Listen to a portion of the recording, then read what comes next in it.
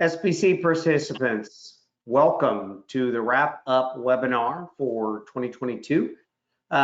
We've had an interesting and a fun ride this year. We've learned a lot. I know on our side, hopefully you've learned some on your side as well. Wanted to go through quickly the data. Many of you already clearly know the final results and awards, but want to go through those one more time for anybody who maybe didn't have a chance to see those, or at least you have a more permanent record of those. So just to confirm, for those of you who haven't seen, if you went to the SPC website that you know how to do and circled to the bottom, you would click on this CAF data link and it is current. I'm certain almost everybody on here has already done that, but if you haven't, you certainly can. So wanted to remind you of that. Now I'm going to get right to it. I'm going to kind of lead us off. We'll take any questions you might have, and then Miss Abel will round out this fairly shortened version of an SPC webinar.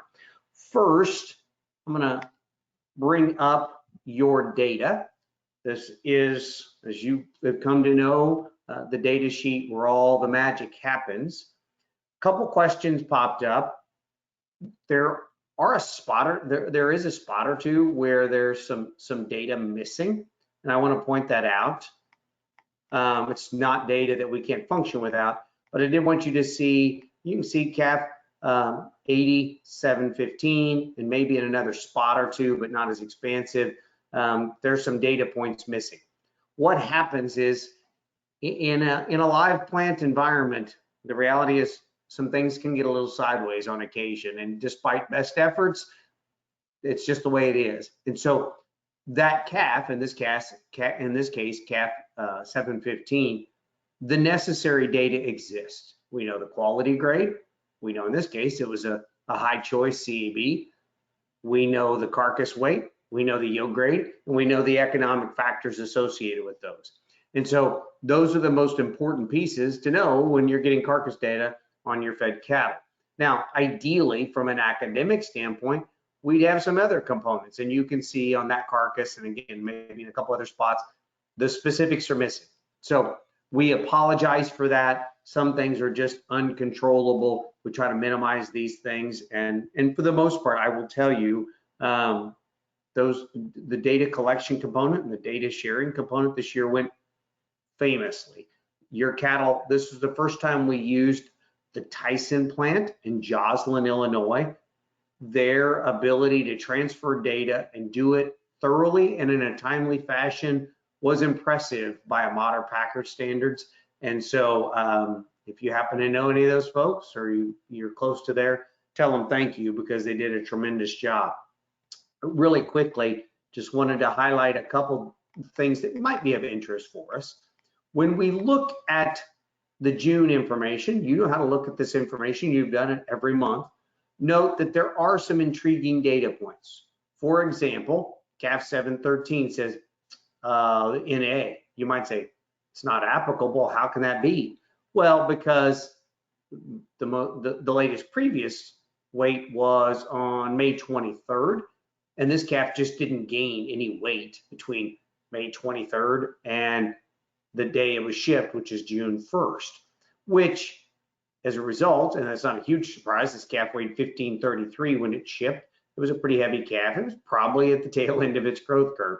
And so it just didn't gain any weight. So the math just doesn't let that balance out. If you have no gain and you actually still accumulated feed consumption, the math just says, hey, there's nothing going on here. So there's no average daily gain, no feed to gain to be reported on that calf. But that calf did clearly eat. You can see his average daily intake. So some data points like that of note.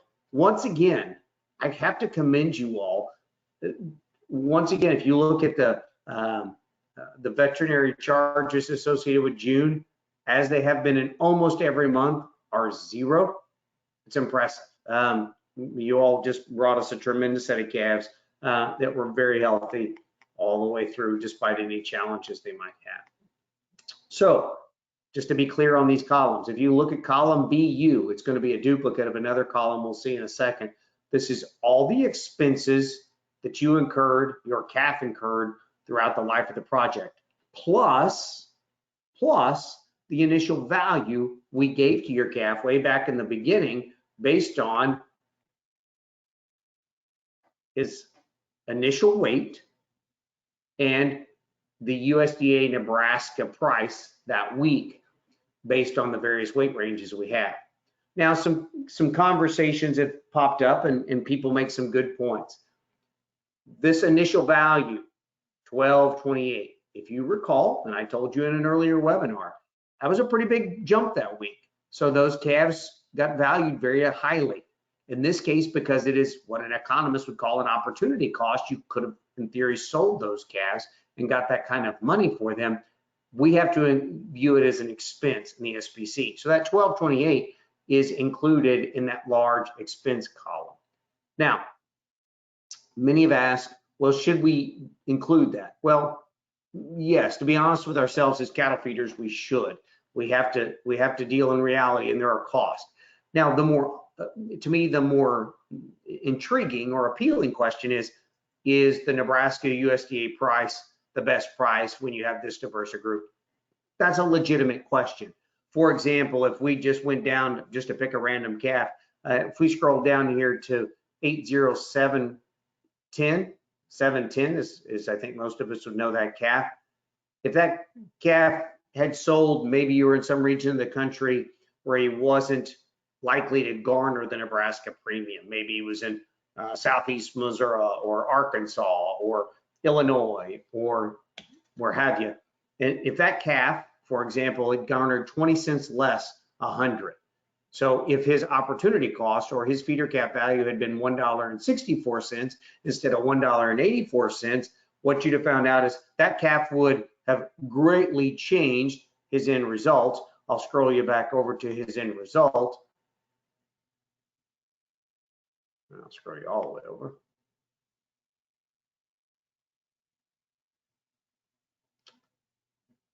And that same calf, which would be right here, he'd essentially come out breaking even instead of being in the negative.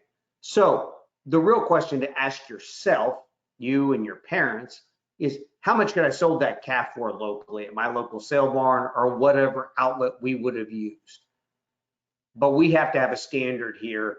And yes, we could use a different standard so that it would inflate the profitabilities. But at the end of the day, it's a bit of a semantic question. The end result is what the end result is. You provided us a calf, it accrued its expenses, and we have to identify its initial value somewhere, somehow.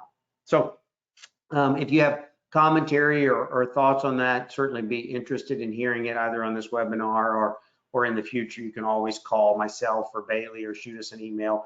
We'd appreciate your input on that. So some other commentaries, things I'd like to point out to you.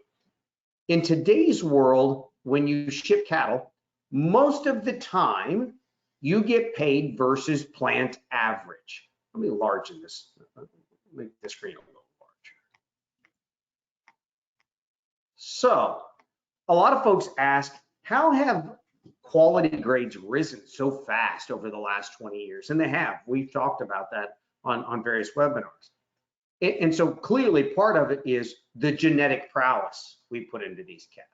No question. You all have selected over many, many generations of cattle for increased marbling through marbling EPDs, and as a result, that's come across in the progeny.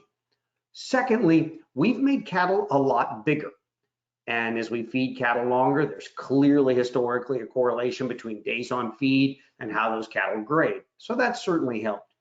And both of those things then are impacted by a phenomenon in the business today where for the most part, if you sell carcasses, if you sell cattle on a grade and yield basis with premiums and discounts, in most situations in today's world, you're selling on a grid whereby it's versus plant average. So that means you have to beat plant average to get premiums. So I want to show you something. So this happened, this is just one of the 3 harvest sheets that we had. Okay, this is from the 6-2 kill day. And on the 6-2 day, we had 36 head, tells you the weight of those head and all of that. And then it tells you right up here above, let me scroll back up just a hair.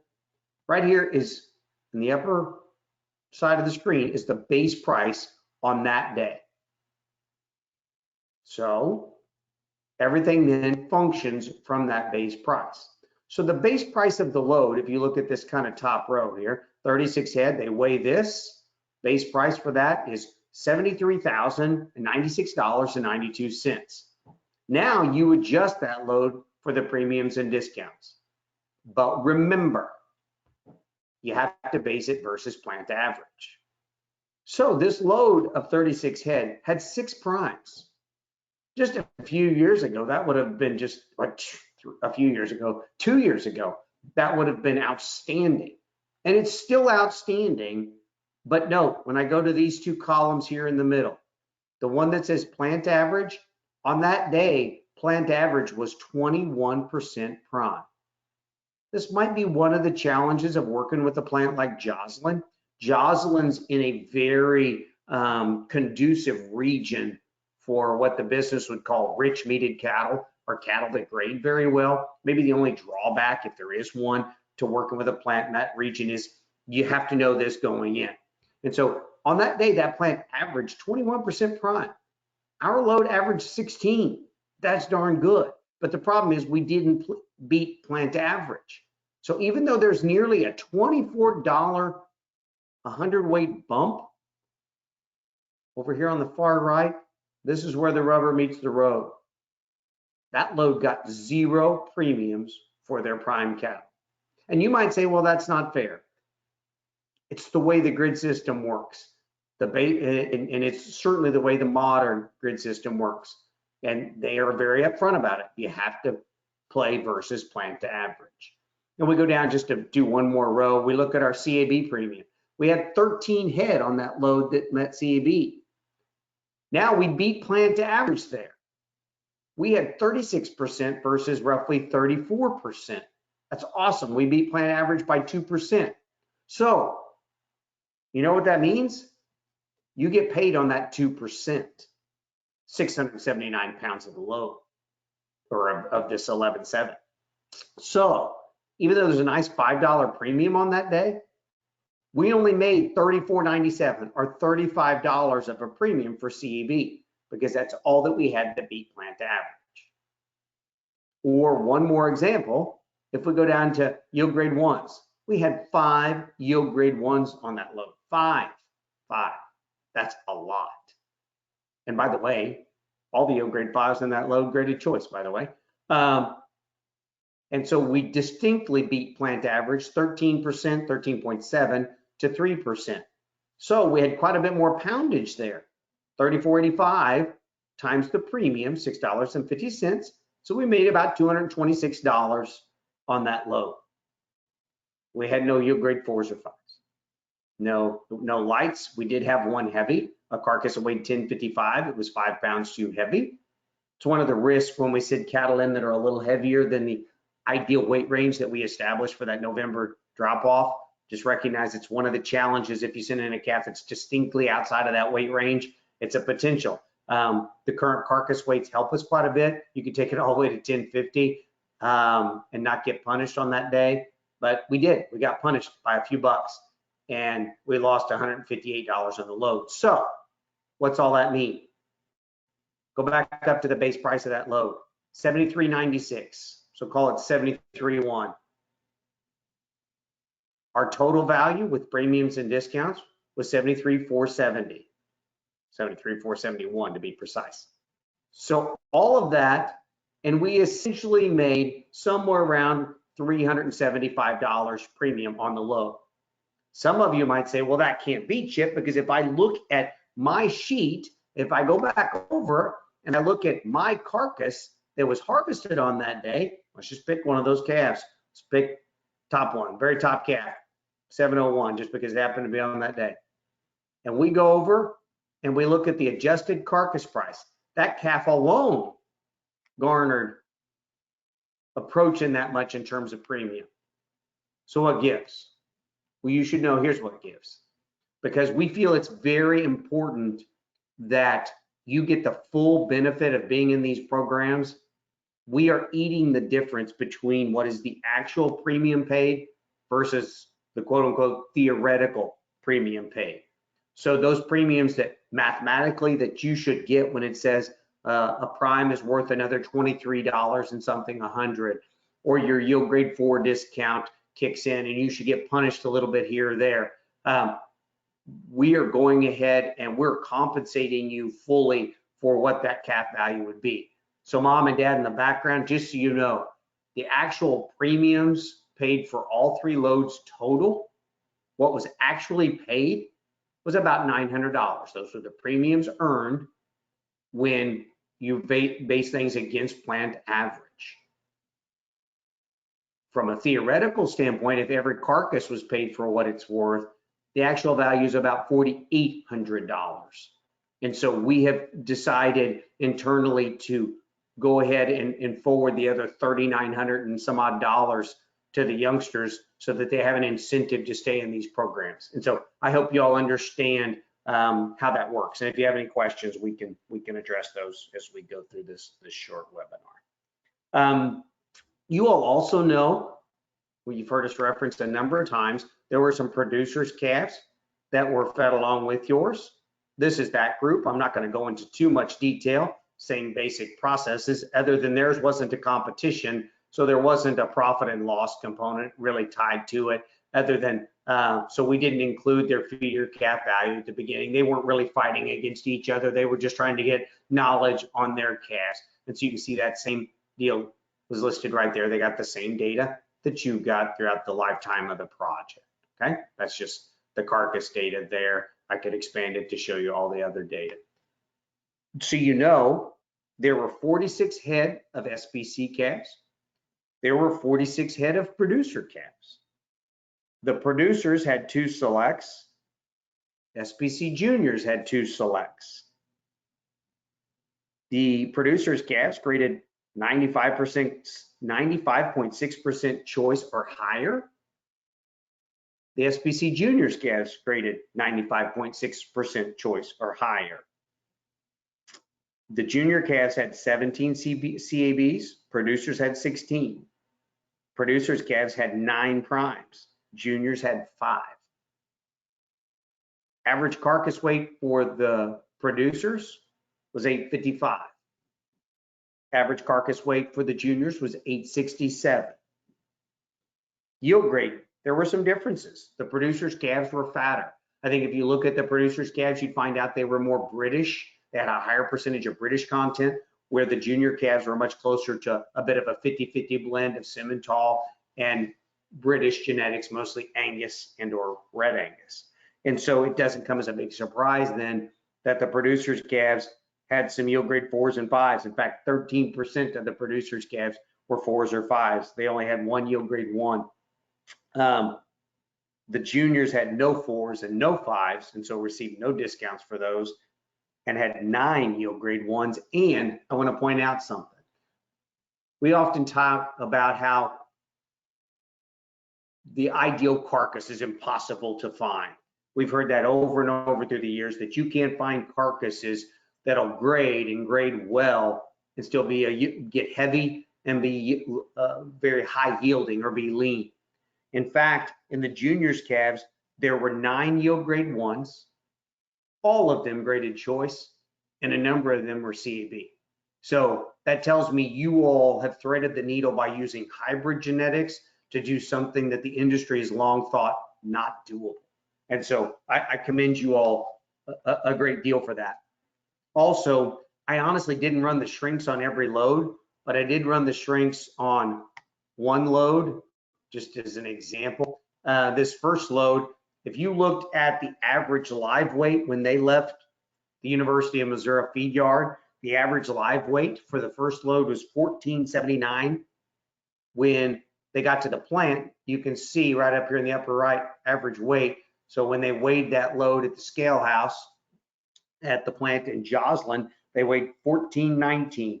That means your calves, from being on full feed without any shrink time, without any lairage time where they were fasted off of feed there at the yard, from full feed time to the plant, their entire shrink was 3.1%. That's pretty impressive. And if you actually back them up a day and take the previous day's feed off, the amount they consumed that day, actually your shrink on those calves was about 2%. And so that's why we chose the Joslyn plant. It's much closer for us to this yard. And as a result, you get a lot less shrink and there's a lot more product that you as the producer, be you a junior producer or one of the adult producers, a lot more product you get paid for. So wanted to share that with you because I felt like it might be something that was pretty relevant for you. So with that said, going to flip back over and just remind ourselves, if you go into this data, dig into it, I encourage you to study it. There's reg numbers put in here over for the different carcasses. You can explore a little bit about those animals, and you can look down through here and see who the winners turned out to be. With that said, I'm going to pull up the final sheet that showed the ultimate award winners that were announced at the National Classic here a couple weeks ago. Again, the top 10, it was interesting when you looked at these calves represented a variety of programs, a variety of regions, a variety of approaches to genetic selection. And then when it came all the way down to it, the top 2 steers were pretty darn close in terms of overall profitability. You can see Jana Bloom ultimately had the champion honors in the individual steer category with a steer that profited nearly $200.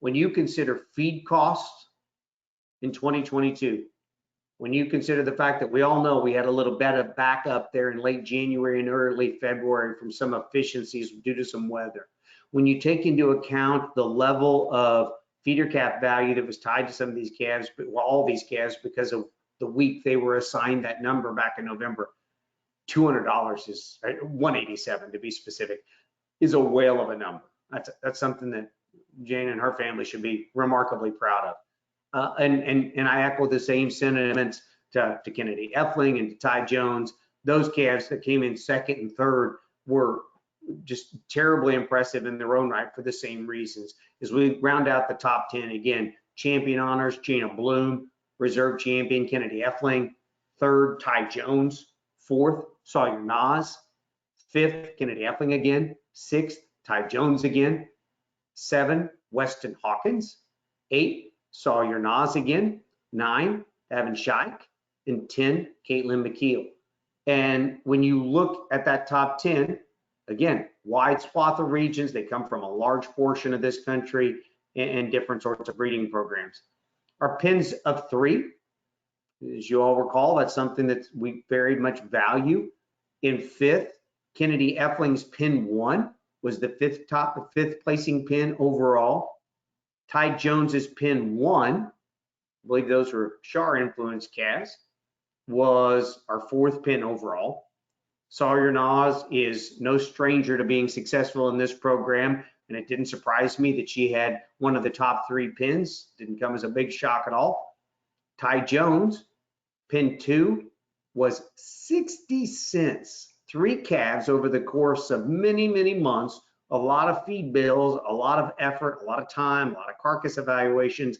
And when we evaluated the difference between pin 2, Ty Jones's reserve champion pin and Kennedy Effling's champion pin, there was a 60-cent difference. So a tip of the hat from my standpoint to both Ty, and a big congratulations to both Ty, and then our ultimate champion again, Miss Kennedy. I'll go and announce them since I have them up, but Miss Abel has communicated with y'all a number of times about assignments and her thoughts on those, and she might want to echo those again in a minute. I'll let her do that if she wishes. But in the different categories, junior assignment winners, first went to Weston Hawkins, second to Jana Bloom, and third to Reagan Scheich. Intermediate category, our top winner, Audrey Ridallen, again, no stranger to this effort. Second, Jenna Doherty, reserve champion in that group, and third, Asher Littman, again, a long time member of this program. Senior division, champion went to Hunter Borg, second again to Sawyer Nas, and third to Carissa Doherty. And ultimately then overall, the overall top assignment winner went to champion honors, Weston Hawkins, reserve champion honors to Hunter Borg, and third to Audrey Riddell. So with that, I'm going to be quiet for a minute, and I'm going to ask if there are any questions or comments. And if not, then I'm going to let Miss Abel share a couple quick thoughts with you.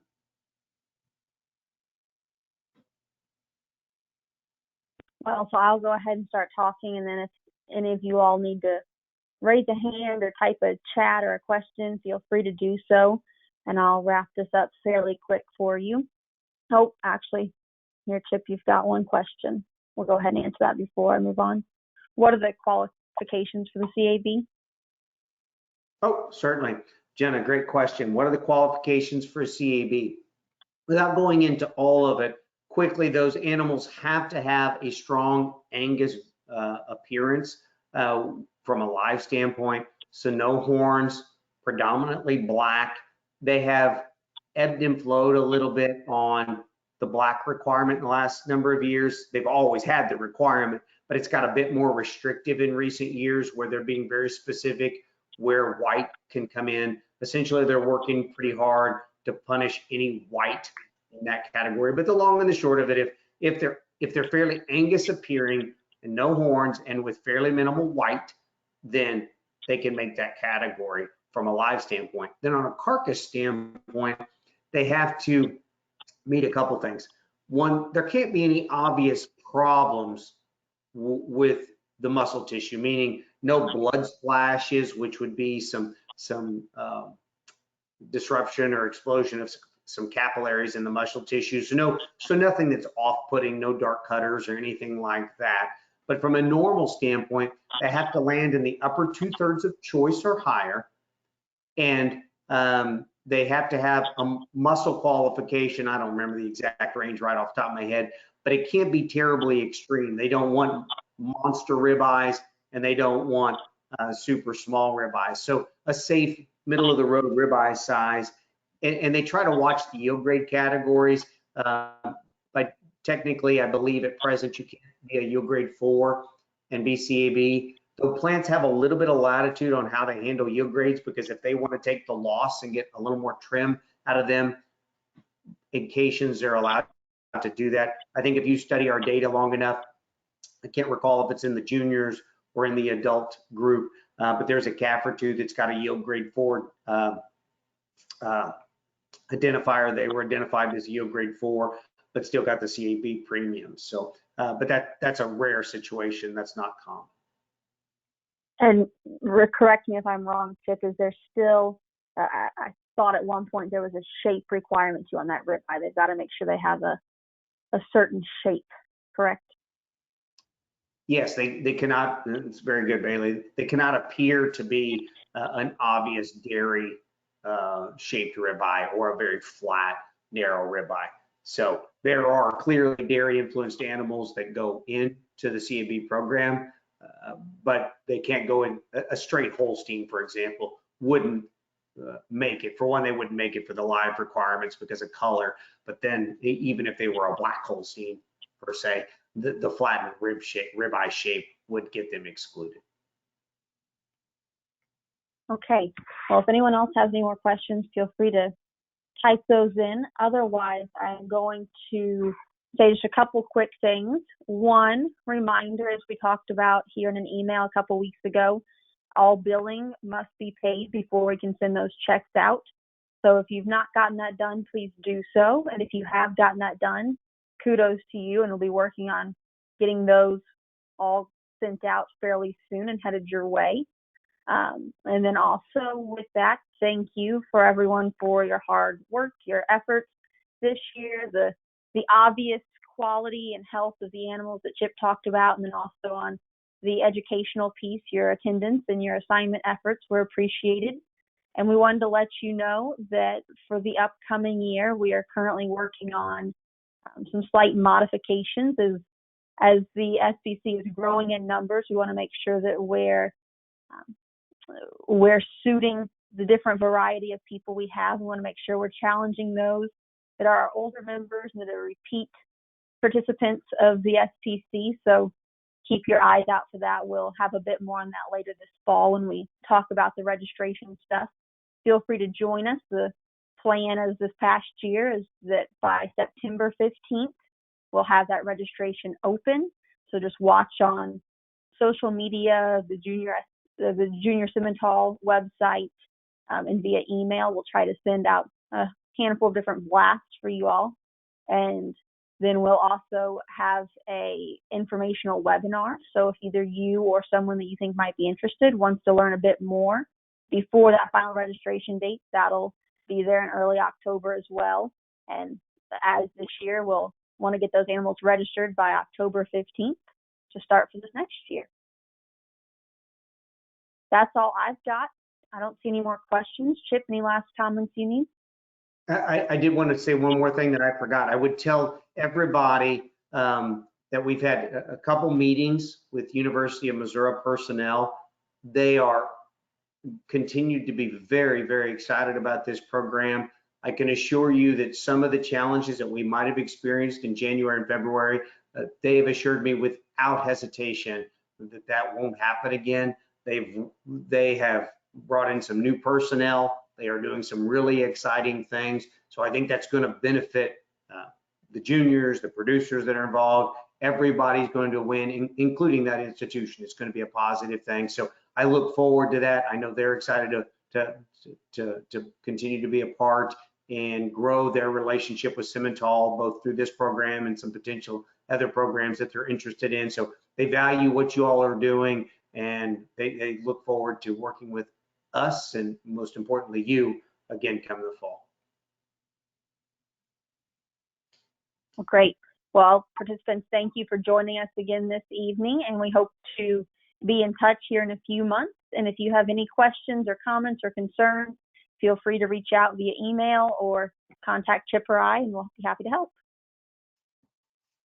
Dr. Atkins, any comments you would like to make while you're with us? She might not be able. Let's see. Can you hear me? We can. Yeah, no, just again, very, I would just echo what both you and Bailey have said. I've been really impressed with the interactions I've had with this year's SPC group, and just, you know, tip of the hat to everybody who's been involved in the program, and also to Chip and Bailey for the efforts you've put into it as well. It's kind of fun to be a fly on the wall and just watch it proceed and be proud of all that are involved. And so great job. Awesome. Very good. Thank you all. Bailey, I'll let you put it to a close.